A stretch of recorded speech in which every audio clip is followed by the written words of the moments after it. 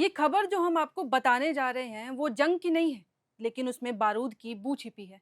बात गोलियों की नहीं है, लेकिन लोगों के दिल छलनी हो रहे हैं। हम बात कर रहे हैं उस देश की जो अक्सर हमारे न्यूज़ चैनलों में नहीं आता, लेकिन आजकल वहाँ ऐसा तूफान आया है जिसकी गूंज पूरी दुनिया को सुनाई दे रही है। उस देश का नाम है इंडोनेशिया। और वहाँ आजकल जो हो रहा है वो सिर्फ प्रदर्शन नहीं है, वो जनता का फट पड़ा गुस्सा है। वो सिस्टम से टूटा हुआ लोगों का भरोसा है। इस प्रदर्शन की शुरुआत हुई सांसदों के भत्तों से। सरकार ने नए नियम बनाए कि सांसदों को अब रहने के लिए शानदार घर मिलेंगे, लेकिन जब ये सामने आया कि एक सांसद को रहने के लिए जो भत्ता मिलेगा वो जकार्ता के एक मजदूर की पूरी साल की कमाई से भी कई गुना ज्यादा है, यानी 50 लाख रुपए से भी ज्यादा, तो जनता को ये बात हजम नहीं हुई। क्योंकि उनके सामने ये सवाल था कि जब हमको बेरोजगारी से लड़ना पड़ रहा है, जब महंगाई में पेट काट कर बच्चों को पढ़ाना पड़ रहा है, तो सांसद लोग आलीशान घरों में आखिर क्यों रहेंगे, वो भी हम जनता के पैसों से। सरकार की तरफ से जब इन सवालों का कोई जवाब नहीं मिला तो गुस्सा और बढ़ता चला गया। जकार्ता की सड़कों पर भीड़ उतर आई, नारे लगे, पोस्टर लहराए, और फिर आई वो रात जिसने पूरे मुल्क को हिला दिया। गुरुवार की रात एक 21 साल का लड़का, नाम अफ़ान कुर्नियावन, वो मोटरसाइकिल टैक्सी ड्राइवर के तौर पर काम करता था, और उस दिन भी वो रोजाना की तरह अपने काम से वापस लौट रहा था। उसी समय पुलिस की बख्तरबंद गाड़ी आई और उसे कुचल कर चली गई। फिर इस घटना का वीडियो वायरल होता है और लोग देखते हैं कि किस तरह अफान की लाश सड़क पर पड़ी हुई थी और पुलिस की गाड़ी उसको कुचल कर कैसे निकल गई, जैसे मानो वहां पे कुछ हुआ ही ना हो। और यहीं से इंडोनेशिया का वो विद्रोह शुरू होता है। हालांकि इस विद्रोह के बाद इंडोनेशिया के राष्ट्रपति को सबसे आके माफी भी मांगनी पड़ती है। वो कहते हैं कि इस घटना का मुझे बेहद अफसोस है, मैं हैरान हूँ कि पुलिस ने ऐसा कुछ किया। इसके बाद 7 पुलिस वालों को सस्पेंड भी किया जाता है, लेकिन लोग फिर भी शांत नहीं हुए। उनका कहना था कि जब सिस्टम खुद ही अंधा हो जाए तो क्या चश्मा पहनाने से आंखें वापस आती हैं। बीते रविवार को प्रोटेस्टर्स ने नेताओं के घरों को घेर लिया। साउथ टेंगरांग में वित्त मंत्री का तो घर भी जला दिया गया।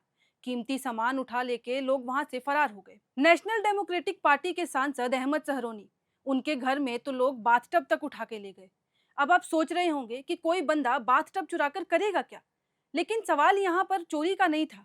यहाँ सवाल था एक गुस्से का, जो कह रहा था कि तुमने हमें लूटा, अब हमारी बारी है। वैसे सहरोनी ने आग में घी खुद ही डाला था। उन्होंने कुछ दिन पहले बयान दिया था कि प्रदर्शन करने वाले गुंडे हैं और जो संसद भंग करने की मांग कर रहे हैं वो मूर्ख हैं। बस जनता ने वही मूर्खता उनके घर तक पहुंचा दी। शनिवार को हालात और बिगड़े। पुलिस हेडक्वार्टर्स में भी आग लगा दी गई। जकार्ता की सड़कों पर आंसू गैस चली, लेकिन भीड़ फिर भी पीछे नहीं हटी। गाड़ियों को फूंक दिया गया, चौकियों को तहस नहस कर दिया गया। फिर उसके बाद सरकार ने चेक पॉइंट्स बनाए। बख्तरबंद गाड़ियां हर गली हर मोड़ पर खड़ी हैं। स्कूल बंद कर दिए गए हैं। यूनिवर्सिटीज में ऑनलाइन क्लास शुरू कर दी गई है। सरकारी कर्मचारियों के घर से ही काम चालू है। मतलब कि पूरा देश ठप। और जब पानी सिर से ऊपर चला गया तब राष्ट्रपति दोबारा सामने आए। उन्होंने कहा कि भत्ते कम करेंगे और नेताओं के विदेश यात्राओं पर रोक लगा दी जाएगी। लेकिन जब सवाल ये आया कि क्या मंत्री जी लोगों के लिए भी कई सख्ती होंगी, तो जवाब काफी गोलमाल था, यानी कि बिल्कुल टेढ़ा मेढ़ा। अब तक इन प्रदर्शनों में 6 लोगों की मौत हो चुकी है। मक्कासर के बिल्डिंग में आग लगी, 3 लोग मारे गए। एक शख्स को लोगों ने पीट पीट कर वहीं मार डाला। शक था कि वो खुफिया एजेंट है। एक छात्र की भी मौत हुई, लेकिन कैसे, ये अब तक साफ नहीं हो पाया है कि इन सब मौतों के पीछे आखिर कारण क्या था। टिकटॉक ने लाइव स्ट्रीमिंग बंद कर दी है ताकि अफवाहें न फैल पाए।